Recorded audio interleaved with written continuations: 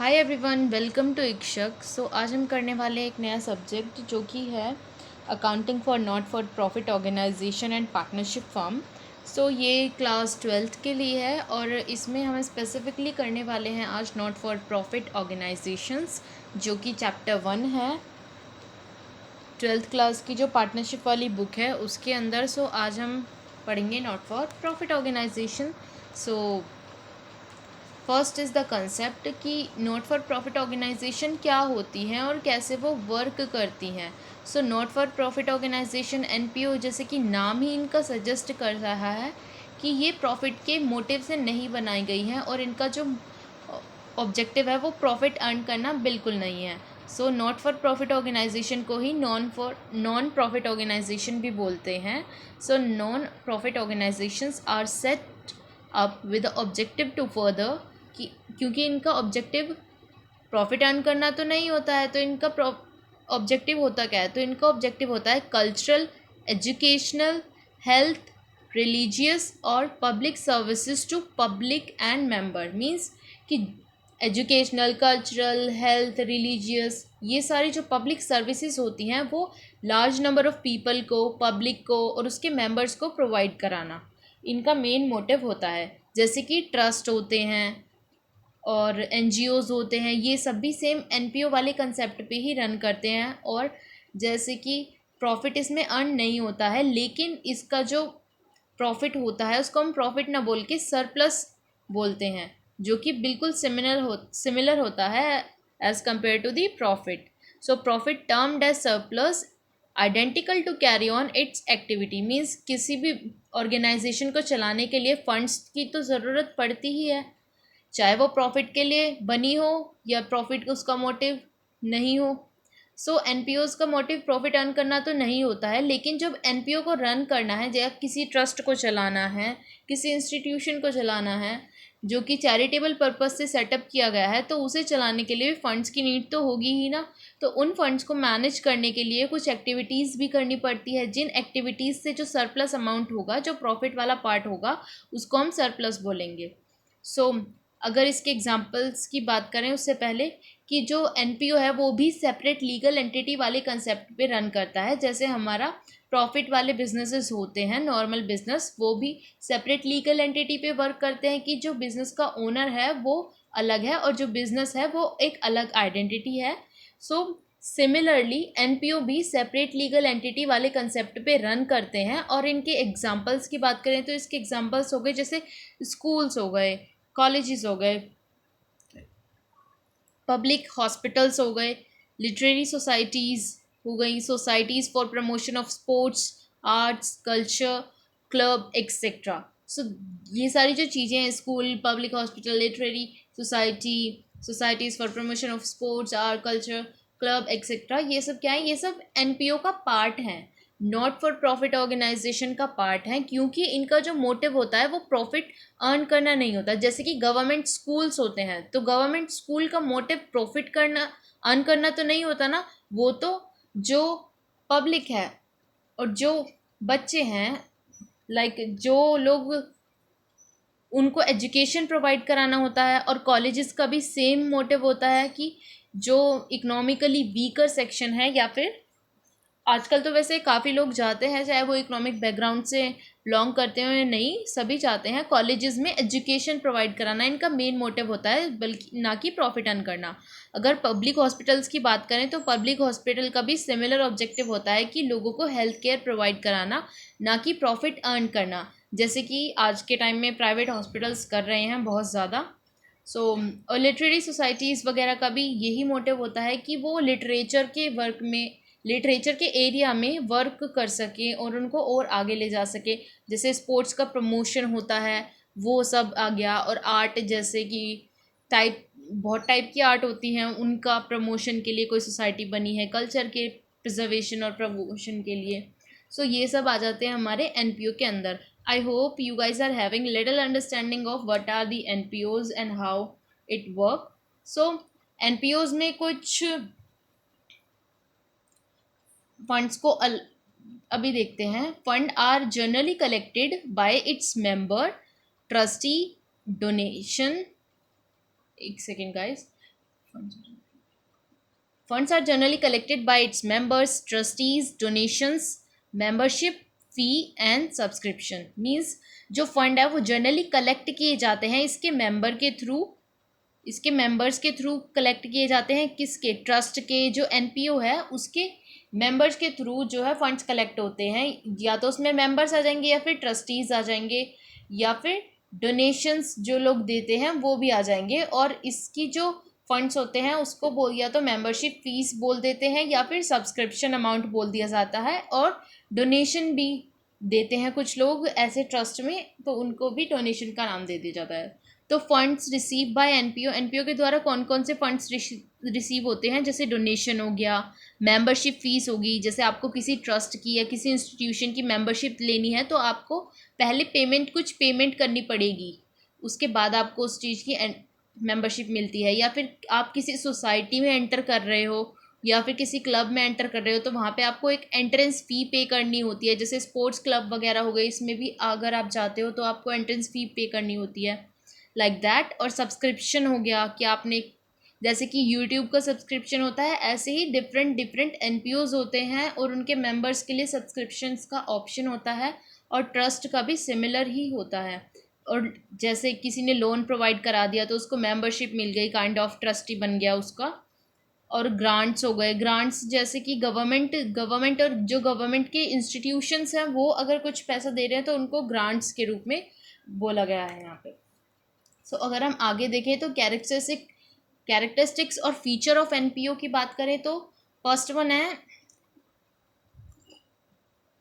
Entity की बात करें तो ये सेपरेट लीगल एंटिटी के कंसेप्ट पे रन करता है कि जो बिजनेस है, लाइक जो एनपीओ है वो सेपरेट है इसके ओनर से। ऑल्दो इसमें ओनर होता नहीं है, लेकिन जो इसके मेंबर्स होते हैं और जो कमेटी के मेंबर होते हैं वही उनको ही ओनर के रूप में काउंट करते हैं, लेकिन उनको कोई सैलरी या फिर कोई प्रॉफिट नहीं दिया जाता।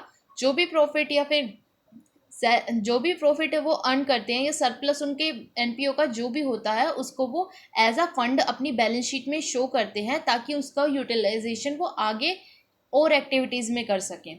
और एंटिटी के बाद आता है पर्पस। अगर पर्पस की बात करें तो जो एनपीओज होते हैं वो किसी पर्पस के लिए ही सेटअप किए जाते हैं। जैसे कल्चरल पर्पस हो गया, रिलीजियस हो गया, किसी धर्म के प्रमोशन के लिए हो गया, किसी कल्चर के प्रमोशन के लिए हो गया, या किसी एजुकेशनल इंस्टीट्यूशन को या फिर एजुकेशन को प्रमोट करना हो गया। और प्रोफेशनल ऑब्जेक्टिव भी हो सकते हैं, जैसे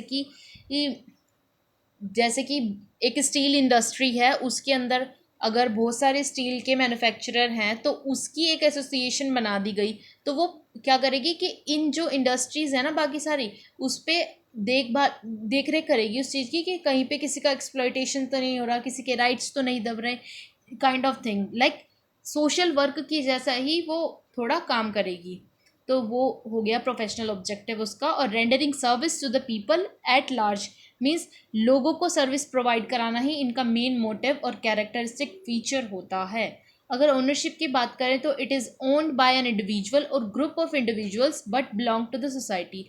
अगर ओनरशिप की बात करें तो ये किसी एक इंडिविजुअल का भी हो सकता है और एक ग्रुप ऑफ इंडिविजुअल्स का भी हो सकता है जो कि बिलोंग करेगा सोसाइटी के लिए। वो इंडिविजुअल का तो होगा, लेकिन जो उसकी सारी उसका जो सारा फंड्स वगैरह है उस पर जो ओनरशिप है वो उस पर्सन की नहीं होके उस पूरी सोसाइटी की होगी। सोसाइटी के वेलफेयर में ही उस फंड्स का यूटिलाइजेशन होगा, काइंड ऑफ थिंग। और अगर हम प्रॉफिट की बात करें तो प्रॉफिट इज़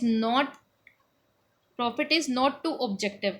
प्रॉफिट इसका ऑब्जेक्टिव बिल्कुल नहीं है। It does not mean that it can not earn profit, it can earn profit and termed as surplus. Surplus is necessary to maintain its asset and also operations only used for which it is set up and not distributed among the members. Like जो एनपीओज होते हैं उनका profit earn करना motive नहीं होता, लेकिन इसका मतलब ये नहीं है कि वो प्रॉफिट अर्न ही नहीं कर सकते। वो प्रॉफिट अर्न कर सकते हैं, लेकिन उस प्रॉफिट को अपने जो उनके मेंबर्स हैं उनके बीच डिस्ट्रीब्यूट नहीं कर सकते। उस प्रॉफिट को उसको असेट मेंटेन करने के लिए करेंगे, सिर्फ असेट को मेंटेन करने के लिए करेंगे और अपने एक्सपेंसेस को पे करने के लिए जो भी उस पर्टिकुलर ऑर्गेनाइजेशन के एक्सपेंसेस हैं उनको पे ऑफ करने के लिए ही उस पर्टिकुलर सरप्लस का यूज़ किया जाएगा। अदरवाइज उस सरप्लस को मेंबर्स के या कमेटी मेंबर्स के और ट्रस्टीज़ के अकाउंट में सेपरेटली डिस्ट्रीब्यूट नहीं किया जाएगा, क्योंकि वो जो फंड है वो सोसाइटी को बिलोंग करता है, ना कि किसी इंडिविजुअल को और ना ही ग्रुप ऑफ इंडिविजुअल्स को। ये अब आता है मैनेजमेंट। अगर मैनेजमेंट की बात करें तो इसका जो मैनेजमेंट है ये group of individuals often called trustee और मैनेजिंग कमिटी की मैनेजमेंट कौन करता है एनपीओज का। एनपीओज का जो ट्रस्टी होते हैं या इसके जो मेंबर होते हैं और जो मैनेजिंग कमेटी सेटअप की जाती है इसके मेंबर और ट्रस्टी के द्वारा, वो लोग इसका मैनेजमेंट करते हैं। अगर फंड्स की बात करें तो required for its operations are given by the members, donors, members as membership fees, entrance fees, subscription, donations.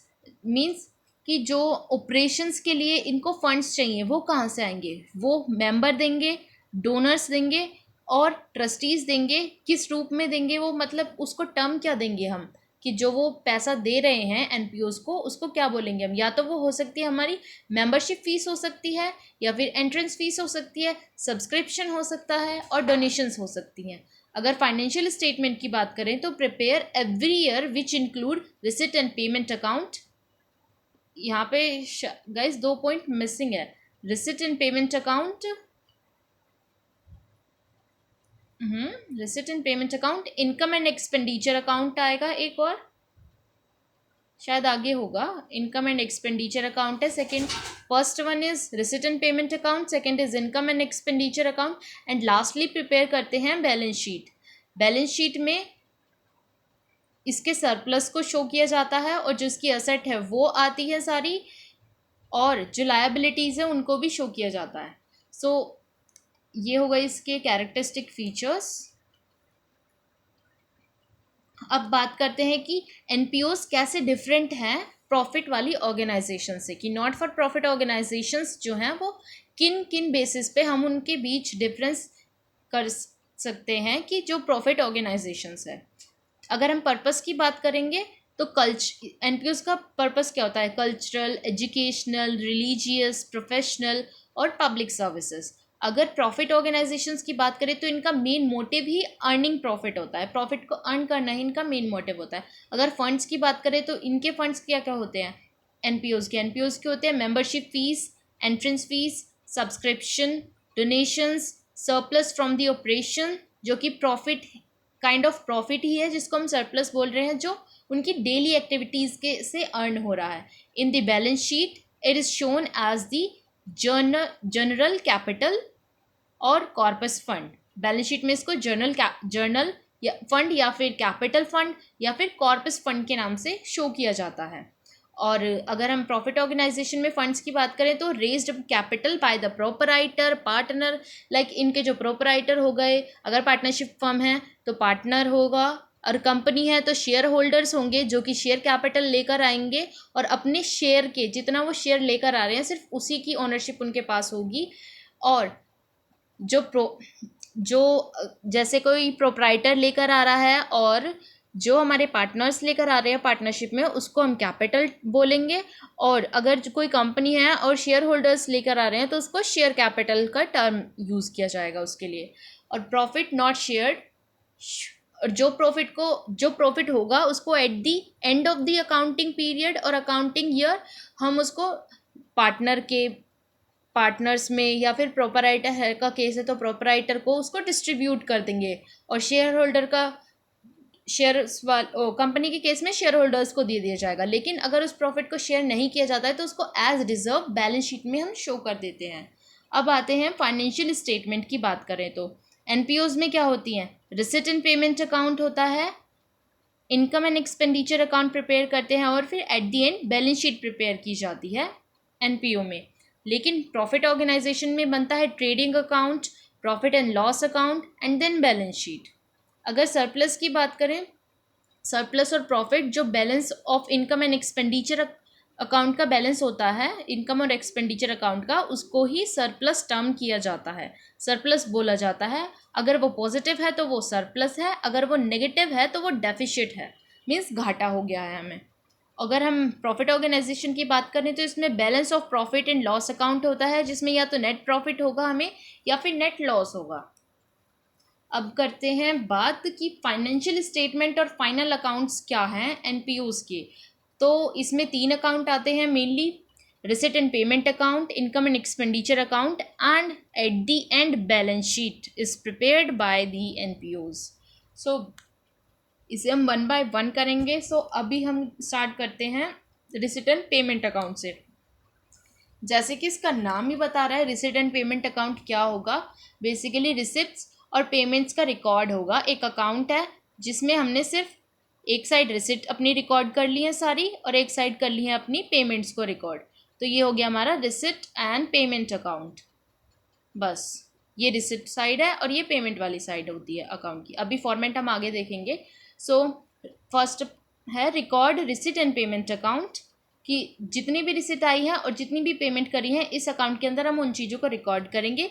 और इस जो रिसिट एंड पेमेंट अकाउंट होता है इसकी ओपनिंग जो एंट्री होती है वो ओपनिंग कैश के साथ होती है, कि हमारे पास जब हम कुछ स्टार्ट कर रहे हैं कोई भी फाइनेंशियल ईयर, तो उसमें हमारे पास ओपनिंग बैलेंस मींस पिछले साल का कुछ सरप्लस या कैश हमारे पास होगा ही होगा। और थर्ड है receipt side is debit side, means ये वाली जो साइड होगी अकाउंट की वो डेबिट साइड होगी, और ये वाली जो साइड होगी वो क्रेडिट साइड होगी, जो कि हमारी पेमेंट की अकाउंट साइड है। क्योंकि अगर मैं इसकी आपको लॉजिकल एक्सप्लेनेशन दूँ तो जैसे कि कैश है, कैश क्या है, कैश हमारी असेट है। असेट क्या होती है, असेट का बैलेंस अगर असेट क्या है, असेट हमारी असेट का बैलेंस अगर पॉजिटिव है तो वो डेबिट है, उसका बैलेंस डेबिट है, तभी तो वो पॉजिटिव मानी जाएगी। इसीलिए कैश अगर पॉजिटिव है मींस हमारे पास ओवरड्राफ्ट की कंडीशन नहीं है, पॉजिटिव बैलेंस है, तो वो डेबिट साइड शो होगा। लेकिन अगर हमारे पास ऑलरेडी डेफिशिएट में चल रहा है कैश तो वो क्रेडिट साइड शो होगा। और पेमेंट साइड होती है हमारी क्रेडिट साइड बोलते हैं उसको भी। और all receipt and payment are shown in the account whether of capital और रिवेन्यू नेचर। जो रिसिट हमारी कैपिटल नेचर की होती है और रिवेन्यू नेचर की होती है उनको हम रिसिट एंड पेमेंट अकाउंट में रिकॉर्ड करते हैं। इनके बेसिस पे इनके बीच में कोई भी सेग्रीगेशन नहीं किया जाता। I hope you guys are having little understanding of what are the revenue and capital receipt. So capital receipt वो होती हैं जैसे किसी असेट को सेल किया, लाइक कोई इन्वेस्टमेंट आई है, नया पार्टनर का एडमिशन हुआ है, कैपिटल इंक्रीज करी है अपनी प्रोपराइटर ने, तो वो होती है हमारी कैपिटल रिसिट, जो कि हमें कैपिटल के इंक्रीज करने पे मिल रही है। और रिवेन्यू रिसिट की बात करें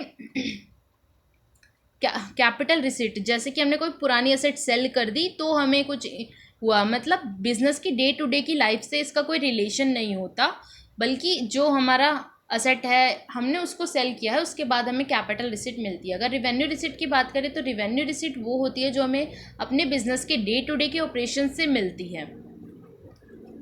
सो ये रहा format receipt and payment account का। अभी हम यहाँ पे 1 बाय 1 एंट्री देख लेते हैं। तो ये है डेबिट साइड इसकी और ये है क्रेडिट साइड इसकी। I hope image is visible to you guys.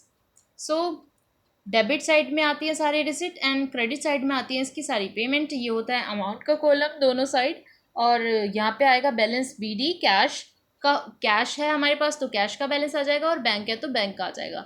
लेकिन अगर हमारे पास ओवरड्राफ्ट चल रहा है तो ओवरड्राफ्ट के केस में हमारा बैलेंस यहाँ से स्टार्ट होगा। और अगर हम रिसिट की बात करें तो रिसिट में क्या कहेंगे, revenue receipt, subscription. Revenue receipt में क्या क्या आएगा, सब्सक्रिप्शन आएगा, general donation, sale of newspaper, sale of periodicals, sale of old sports material or local rent, sale of scrap processed of show, और मिसलीनियस रिसिट्स हो गई, एंड एंट्रेंस फीस हो गई, ग्रांट इन एड हो गए। To capital receipt में आ जाएगी हमारी legacies, life membership fees, specific donation, sale of investment, sale of fix asset और एंडोवमेंट फंड। सो ये सब आ जाएंगे हमारे रिसिट साइड। अगर पेमेंट साइड की बात करें और फिर बाद में बैलेंस हो जाता है हमारा, पेमेंट साइड में आ जाएंगी हमारी wage and salary, rent and rate, taxes, insurance, printing, stationery, postage, advertising, salary expenses, telephone charges and audit fee, honorarium, conveyance, newspaper, repair और capital receipt kind of thing. ये है हमारी कि purchase of fix asset, purchase of investment, fix deposits and bank balance अगर है तो हम उसको बैलेंस को, अगर हमारा इस साइड आ रहा है बैलेंस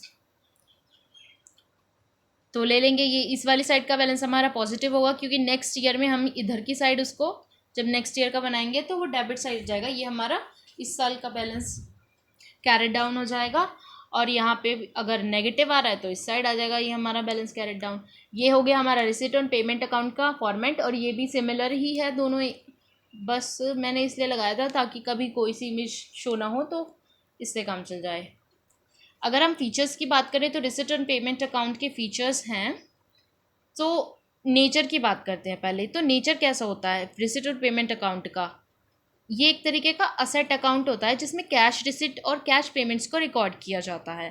बेसिस नेचर के ऊपर देखें तो उसका बेसिस ऑफ प्रिपेयरिंग कैसे होती है इसकी, कैश बेसिस होती है। मींस एक होती है एक्रूवल बेसिस जिसमें क्रेडिट को भी, जो हम क्रेडिट में चीज़ें करते हैं उन सबको भी रिकॉर्ड किया जाता है, लेकिन इसका रिलेशन सिर्फ कैश से होता है। अगर कोई चीज़ कैश में डील हो रही है तो ही हम रिकॉर्ड करेंगे वरना नहीं करेंगे। और कैपिटल एंड रिवेन्यू की बात करें तो कैपिटल और रिवेन्यू दोनों को ही इसमें रिकॉर्ड किया जाता है और उनका पर्टिकुलरली सेग्रीगेशन नहीं किया जाता है। और पीरियड की बात करें तो सिर्फ ये करंट, प्रीवियस और रिलेटेड ईयर तीनों को शो करता है, क्योंकि इसमें ऐसा तो है नहीं कि हम लाइक प्रीपेड हो गया, एडवांस हो गया, एक्रूड हो गया, इन सब चीज़ों का अलग से नहीं मेंशन करते। जो कैश आया सिर्फ उसको रिकॉर्ड करा, जो गया उसको रिकॉर्ड करा और कुछ नहीं। और ओपनिंग एंड क्लोजिंग बैलेंस होता है इसमें कैश का। So opening balance shows the starting of accounting period and closing balance shows the end of the accounting period. अगर एडजस्टमेंट की बात करें तो इसमें जैसे प्रीपेड एक्सपेंसेस या प्रीपेड पेमेंट होती हैं, एडवांसेस होते हैं, एक्रूड इनकम हो गई, accrued expenses and depreciation and all that are not maintain in these adjustments, क्योंकि ये कैश बेसिस पे वर्क करता है, एक्रूअल बेसिस पे वर्क नहीं करता। अगर पर्पस की बात करें तो इस शोज अमाउंट रिसीव और paid during the accounting year. Means इसका पर्पस यही होता है कि हमें दिखाना कि एक अकाउंटिंग पीरियड के अंदर, एक फाइनेंशियल ईयर के अंदर, एक अकाउंटिंग ईयर के अंदर कितनी पेमेंट हमें रिसीव हुई है और कितना हमने किसी को पे करा है, बस। और लिमिटेशंस की बात करते हैं रिसिट और पेमेंट अकाउंट की, तो रिसिट और पेमेंट अकाउंट की लिमिटेशन है कि does not show expenses and incomes of accounting period, expenses and income of earlier period और following period are shown. Means जो करंट ईयर का हुआ है ना सिर्फ वही शो नहीं करता, ये अब जो हुआ है उसको शो नहीं करेगा, वो पिछला भी शो कर रहा है, अगला भी शो कर रहा है, क्योंकि इसमें एडवांस का, प्रीपेड का, एक्रूड का कोई कंसेप्ट रन ही नहीं करता, ये कम्प्लीटली कैश बेसिस पे रन कर रहा है। क्योंकि payment of liability and capital receipt are also shown, कि जो पेमेंट होती है हमारी लायबिलिटी की और कैपिटल रिसिट की वो भी हम इसमें शो करते हैं, उसको ऐसे असेट और लायबिलिटी का कुछ खास सेग्रीगेशन नहीं किया जाता इसमें। और does not show NPO is a able to met the day to day expenses out of its income. और ये भी नहीं दिखाता कि जो एनपीओ है, नॉट फॉर प्रॉफिट ऑर्गेनाइजेशन है, वो अपने डे टू डे के एक्सपेंसेस को मीट करने के लिए इनकम जनरेट कर पा रहा है या नहीं कर पा रहा। लाइक वो हमारा घाटे में जा रहा है या फिर सरप्लस में चल रहा है, डेफिशिट है, इससे कुछ खास पता नहीं लगता, क्योंकि सिर्फ ये कैश को जो आ रहा है इनफ्लो, कैश का इनफ्लो और आउटफ्लो को ही रिकॉर्ड कर रहा है। इससे हमें पता नहीं चलता कि हमारा जो एनपीओ है वो कैसा चल रहा है, अच्छा चल रहा है या बेकार चल रहा है, लाइक दिस। सो यहाँ पे हम कंप्लीट करते हैं इस लेक्चर को। सो यहाँ पे हम देख चुके हैं अपना रिसिट और पेमेंट अकाउंट तक, और नेक्स्ट पार्ट में हम करेंगे इसके आगे के topics, like income and expenditure account देखेंगे, बैलेंस शीट देखेंगे, और उसके बाद हम क्वेश्चंस करेंगे one by one. So if you guys are having any query, so please comment below, then I will be try to solve all your queries. So thank you guys, thanks for watching, and you can go and check out the playlist for other topics as well. Thank you.